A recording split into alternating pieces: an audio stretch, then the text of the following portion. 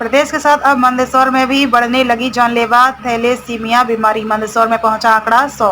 विश्व थैलेसीमिया दिवस पर विशेष खबर। प्रदेश के साथ मालवा में भी थैलेसीमिया बीमारी से पीड़ित बच्चों की संख्या में बढ़ोतरी देखी जा रही है। सिर्फ मंदसौर में ही थैलेसीमिया मेजर से पीड़ित बच्चों की संख्या 100 तो रतलाम इनकी रजिस्टर्ड संख्या 200 के पार पहुँच चुकी है, जबकि प्रदेश में इनकी संख्या 3000 से भी अधिक है। यही नहीं, इस बीमारी के चलते कई बच्चे अपनी जान गंवा चुके हैं। जानकारों के मुताबिक लोगों में जागरूकता की कमी इसका सबसे बड़ा कारण है। मध्य प्रदेश थैलेसीमिया जन जागरण समिति के महासचिव व मनोज चिकित्सक डॉक्टर हिमांशु यजुर्वेदी बताते हैं कि थैलेसीमिया एक वंशानुगत रक्त बीमारी है जो शरीर को पर्याप्त हीमोग्लोबिन बनाने से रोकता है। इस बीमारी से पीड़ित बच्चों को बार बार खून चढ़ाना पड़ता है। हालांकि शासन की ओर से आयरन कंट्रोल करने के लिए दवाइयां मुहैया करवाई जाती हैं। साथ ही सरकार ने इसे दिव्यांगता की श्रेणी में लिया है। पीड़ित मरीजों को दिव्यांगता के प्रमाण पत्र बनाए जा रहे हैं। यजुर्वेदी के अनुसार अब तक वाले 50 संपर्क में आने वाले 50 से ज्यादा कार्ड बनाए जा चुके हैं। हमने पीड़ित बच्चों व इसके परिजन के लिए पास भी बनवाए हैं ताकि हर माह जिला अस्पताल पहुंचने पर उनको न्यूनतम किराया ही देना पड़े।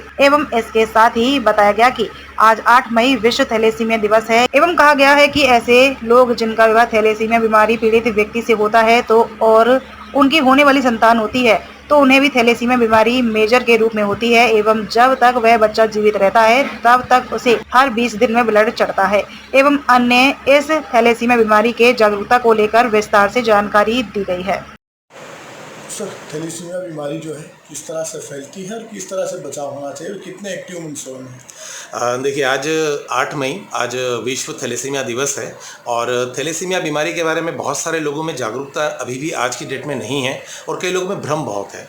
सबसे पहली चीज़ मैं आपको क्लियर कर दूं कि ये कोई संक्रामक बीमारी नहीं है कि एक व्यक्ति से दूसरे में छूने से फैल जाए या किसी और तरीके से।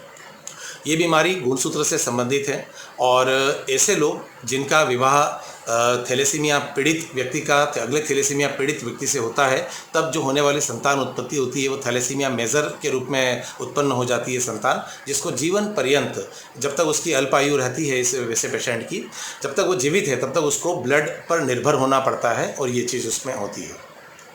साथ ही इसमें जो सबसे बड़ी जागरूकता की ज़रूरत है वो ये है कि कोई भी व्यक्ति अपना जो विवाह के योग्य युवक या युवती है अपना एक ब्लड संबंधी टेस्ट होता है जिसको HbA2 कहते हैं। मैं फिर रिपीट कर देता हूँ, HbA2। आप स्वतः स्वप्रेरणा से भी जाकर किसी भी लेबोरेटरी में ये टेस्ट करवा सकते हैं। ये सुविधा जिला चिकित्सालय में भी उपलब्ध है आपको और निःशुल्क है। आप ये टेस्ट करवा लेते हैं तो आपको ये कंफर्म हो जाता है कि कहीं आप थैलेसीमिया माइनर तो नहीं हैं। अगर आप थैलेसीमिया के माइनर कारक हैं तो आपका जिससे भी विवाह होना है तो वो व्यक्ति भी थैलेसीमिया माइनर अगर निकलता है तो आपको विवाह नहीं करना है। अगर आप थैलेसीमिया माइनर हैं और आपका विवाह एक सामान्य व्यक्ति से होता है तब आपको इतनी चिंता करने की आवश्यकता नहीं होगी, क्योंकि होने वाली संतान थैलेसीमिया मेजर होने की संभावना न के बराबर होती है।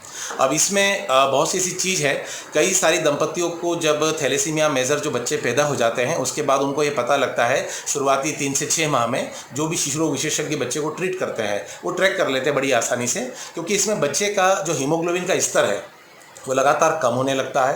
बच्चे का जो शरीर चेहरे का रंग है वो फीकापन दिखता है, पेल लुक होता है और उसको संक्रमण बहुत सारे होते हैं। उसकी रोगों से लड़ने की क्षमता भी धीरे धीरे कम हो जाती है, इम्यूनिटी पावर लो कह सकते हैं। इन सब चीज़ों के कारण वो बच्चा थैलेसीमिया से लड़ते लड़ते हमेशा डिपेंड होता है किसी दूसरे के द्वारा दिए गए ब्लड के ऊपर। सपोज़ किसी बच्चे का ब्लड ग्रुप O पॉजिटिव है और अब उस बच्चे को O पॉजिटिव की नीड है तो 15 से 20 दिन की अवधि में उस बच्चे को बार बार वो रक्त लगता है, चढ़ता है, तब जाके उस बच्चे का हीमोग्लोबिन लेवल मेंटेन होता है। साथ ही इसके अलावा बच्चे को जो संबंधित विशेषज्ञ चिकित्सक होते हैं उनके द्वारा निर्देश पे आयरन के संबंधित कुछ कंट्रोल टैबलेट दी जाती है जो उनके आयरन लेवल को मेंटेन करती है और कुछ जाँचें होती हैं जो समय समय पर उनकी करवाई जाती है। मैं विशेष तौर से आपको ये संज्ञान में देना चाहूँगा कि थैलेसीमिया, सिकल सेल एनीमिया और हीमोफीलिया ये 3 तरह की रक्त जनित बीमारियां हैं, रक्त विकार हैं, जिनको भारत सरकार के द्वारा अब दिव्यांगता की श्रेणी में ले लिया गया है।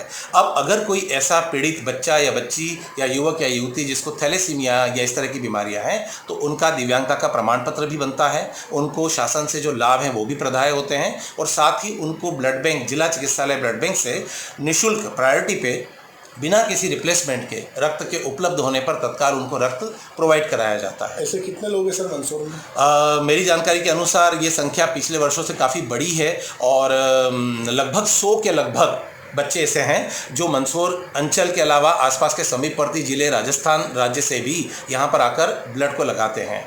चूँकि पहले पूरा होल ब्लड यूनिट लगता था इन बच्चों को, जिससे उनके बॉडी में आयरन का लेवल बढ़ने से उनको बहुत सारी अस्थि की विकृति, हड्डियों की विकृति होती थी, जबड़े का टेढ़ापन होना, उनके बोन्स में विकृति आना, ये सारी चीज़ कॉमन फैक्टर था, बार बार फीवर का आना। लेकिन अब हमारे यहाँ पर जब से जिला चिकित्सालय में ब्लड बैंक में ब्लड सेपरेटर मशीन लग चुकी है, तब से बच्चों को फिल्टर ब्लड मिलता है, जिसका लाभ अनेक बच्चों को प्रोवाइड किया जा रहा है। Thank you sir.